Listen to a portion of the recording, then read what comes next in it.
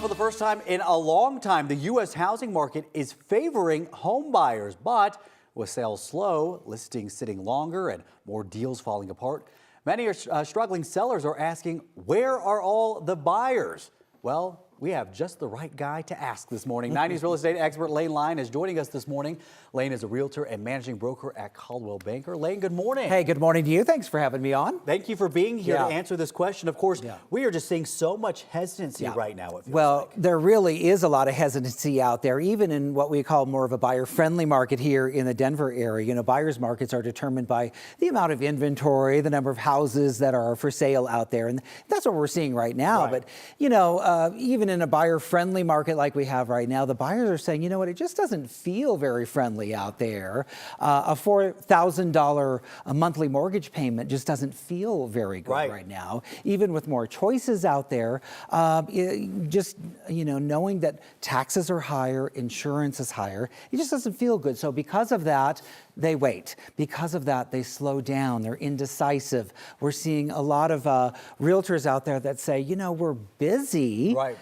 But we're not really doing a whole lot. We're busy, we're driving around, we're showing a lot of property, but we're not getting a lot done. And a lot of it is because of this just hesitancy, this just a lot of uncertainty in the market. Okay, I saw that you actually recently got off the sidelines yourself and bought a house and I was a little freaked out, I gotta be honest. You're talking from personal experience. Absolutely, just because we're in a time, and here I am actually, I brought a picture.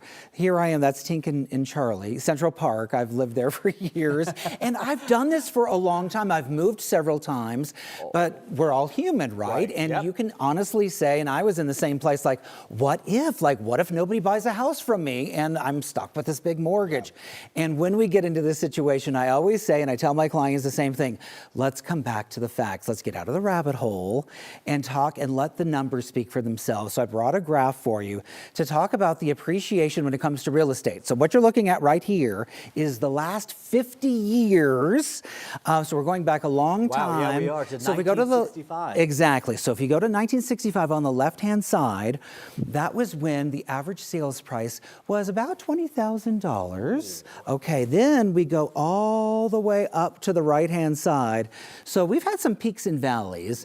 And if you look on the right side, we had 08 and 09. That's kind of that gray bar, that vertical bar there. We saw the Great Recession, but we came right back up. We had COVID. We shot up right there on the right side. You can see that during COVID. But on the long term, real estate for a long time has shown time and time again, even in times of recession, times of economic uncertainty, it is what I like to call the greatest get-rich-slow scheme there is out there. And so if you are ready, there is always a certainty with real estate that if you hold on to it, it is a solid and sound investment. Okay, yeah, we've heard that a lot. I want to talk about, because I feel like there's a lot of extremes at play here. You're either extremely hesitant or you have those people who are extremely confident in their decisions. Talk about. Interestingly enough, there are confident sellers out there. And I think that there's a lot of sellers that are still coming off this high. You know, we looked at that bar going off there. There are still some sellers that think it's 2022. So if you are selling your home, keep in mind that it's not.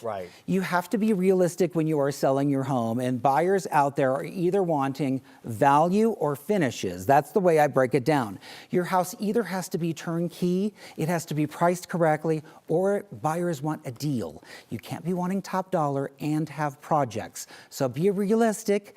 With you're a buyer, know that, hey, it's okay if you're a seller, price your house correctly and know what year it is. Work with a professional. We're going to be okay. Buyers want a buyer's market until it is a buyer's market, and then we get hesitant.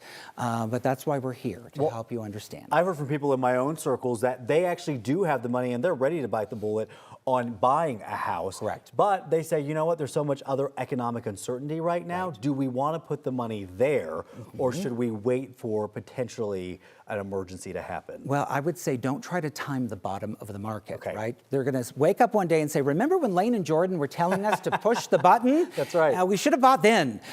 You should buy real estate when you're ready, because you will just never know. If you're ready now, Go now. If you're not ready, you're not ready. And if you're looking for a reason, you'll always find one to not do something. Absolutely. We're always going to be nervous. I was nervous. I'm glad I did. Yeah. All right, Lane, thank you so much. We appreciate thanks for having me. The little push we needed this morning. You know, maybe we just need a little whatever. Loosen up a bit. I like this.